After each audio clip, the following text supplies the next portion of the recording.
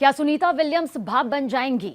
जल जाएगा अंतरिक्ष यान? ये कुछ सवाल हैं जो अब खड़े हो रहे हैं। लेकिन इसके साथ अगर आपने अब तक हमें सब्सक्राइब नहीं किया है तो जरूर करिए, लाइक करिए और साथ ही किन मुद्दों पर आप चाहते हैं कि हम पूरी जानकारी के साथ आपके सामने हाजिर हों जरूर बताइएगा। बहरहाल इस मुद्दे पर पूरी जानकारी अब आप तक पहुंचाते हैं। दरअसल भारतीय मूल की अमेरिकी अंतरिक्ष यात्री सुनीता विलियम्स पिछले 2 महीने से अंतरिक्ष में फंसी हुई हैं। सभी की नजरें हैं क्योंकि हम सब चाहते हैं कि वो सुरक्षित धरती पर वापसी करें। उनके साथ बुच विल्मोर भी हैं। सुनीता विलियम्स को सुरक्षित वापस लाए जाने को लेकर तमाम तरह की जो कोशिश है वो इस वक्त की जा रही है। कई बड़ी प्लानिंग्स भी यहाँ पर हो रही है, लेकिन कुछ खतरनाक मोड़ हैं जिनका ध्यान रखना इस दौरान बेहद जरूरी है, क्योंकि हो सकता है कि धरती पर बैठकर यह कहना आसान हो कि उन्हें जल्द से जल्द वापस लाया जाए, लेकिन बड़े स्तर की प्लानिंग और बहुत सावधानी के साथ ये प्लानिंग का होना बेहद जरूरी है। देखिए, इन सभी के बीच स्पेस मामलों के जानकार क्या कहते हैं ये आपको बताते हैं।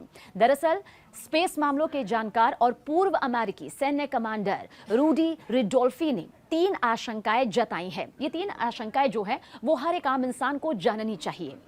डेली मेल से बात करते हुए उन्होंने ये कहा कि बोइंग स्टारलाइनर को सुरक्षित वापस धरती पर लाने के लिए टेक्निकली इसे एक सही एंगल पर लाना होगा। यानी कि इतना आसान नहीं है, लेकिन ये इतना मुश्किल भी नहीं है। एक सही एंगल जिसके लिए बहुत ज़रूरी है उनके वापसी के लिए, और ये टेक्निकली ही हो सकता है। उन्होंने आशंका लेकिन इस बीच ये ज़रूर जाहिर की कि जब तक कैप्सूल वायुमंडल में एंट्री करने के लिए सही एंगल पर है तब तक तो सब कुछ ठीक ठाक है, लेकिन सही नहीं है तो वो जल जाएंगे, यानी कि सब कुछ खत्म हो जाएगा पल भर में ही। इसमें पहला है कि अगर खराब अंतरिक्ष यान से वापस आने की कोशिश की जाती है तो वो घर्षण से उत्पन्न होने वाली गर्मी से भाप बनकर अपनी जान भी गंवा सकते हैं। उन्होंने इस दौरान ये भी कहा कि बहुत तेज एंगल के साथ वायुमंडल में एंट्री करने की कोशिश की गई तो वायु और स्टारलाइनर के घर्षण जो होगा और उस घर्षण की वजह से अंतरिक्ष यात्रियों के जलने का खतरा यहां पर बन जाएगा, जो कि अपने आप में वाकई रोंगटे भी खड़े कर देता है। इसलिए सभी एंगल को और घर्षण कितनी तेजी के साथ होगा, एंट्री की क्या रफ्तार यहां पर होगी, सबके बारे में बहुत गहनता से सोचा समझा विचार किया जा रहा है। वैसे आपको जानकारी दे दें कि सुनीता विलियम्स पिछले कई दिनों से स्पेस में फंसी हुई हैं और 6 जून से अंतर्राष्ट्रीय अंतरिक्ष स्टेशन यानी कि ISS पर वो हैं।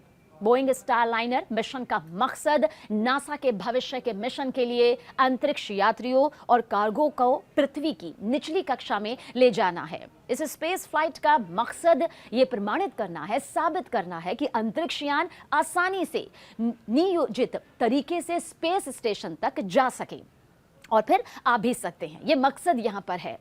ISS के साथ डॉकिंग के बाद स्टारलाइनर अंतरिक्ष यान को थ्रस्टर और हीलियम लीक सहित कई जरूरी महत्वपूर्ण तकनीकी समस्याओं का सामना करना पड़ा। अब देखिए, इन मुद्दों ने अंतरिक्ष यान को तय प्लानिंग के मुताबिक, तय योजना के मुताबिक अंतरिक्ष यात्रियों को पृथ्वी पर लौटने से रोक दिया है। बोइंग क्रू फ्लाइट टेस्ट यानी कि CFT जो 5 जून को लॉन्च हुआ, अंतरिक्ष यात्रियों को ले जाने के लिए अपने नए स्टारलाइनर कैप्सूल का इस्तेमाल यानी कि उपयोग करने का बोइंग का ये पहला प्रयास था। यानी कि जो ये कोशिश थी वो इससे पहले नहीं की गई थी, ये पहली ही कोशिश थी।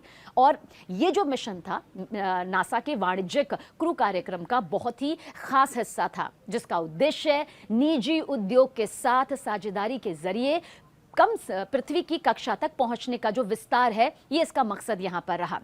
लेकिन जिस तरह से यहाँ पर ये पूरी खबर निकलकर सामने आई कि वो फंस चुकी हैं, उसके बाद हर कोई यही कह रहा है कि हम चाहते हैं कुछ ऐसी प्लानिंग सामने आए जिससे जल्द से जल्द यहाँ पर सुरक्षित सकुशल वापसी यहाँ पर हो सके। हालांकि जो प्रोसेस यहाँ पर हम बता रहे हैं उसके बाद सारी परेशानी को ठीक करने के बाद यान को रवाना जरूर कर दिया गया था। अमेरिकी स्पेस एजेंसी की तरफ से ये जानकारी दी गई कि अब तक कुल 50 घंटे और 40 मिनट के रिकॉर्ड के साथ सुनीता विलियम्स ने सबसे ज्यादा स्पेस वॉक करने का ये रिकॉर्ड भी कायम कर रखा है। और इससे पहले पैगी विटसन ने 10 स्पेस वॉक के साथ इसे पीछे छोड़ दिया था। सुनीता विलियम्स अमेरिका की नेवी कैप्टन का पद भी संभाल चुकी हैं। कई महत्वपूर्ण पदों में अपनी जिम्मेदारी को उन्होंने बखूबी और अपनी काबिलियत के बूते आगे बढ़ाया है और उन्होंने अब तक कुल 322 दिन स्पेस में बिताए हैं। हर कोई यही दुआ कर रहा है कि जो भी तकनीकी खामियां इस वक्त आ रही हैं, जिस घर्षण का जिक्र किया जा रहा है, जिस एंट्री के रफ्तार का जिक्र किया जा रहा है, वो कुछ इस तरह से टेक्निकली मैनेज हो सके कि वापसी दोनों की यहां पर सुरक्षित हो सके।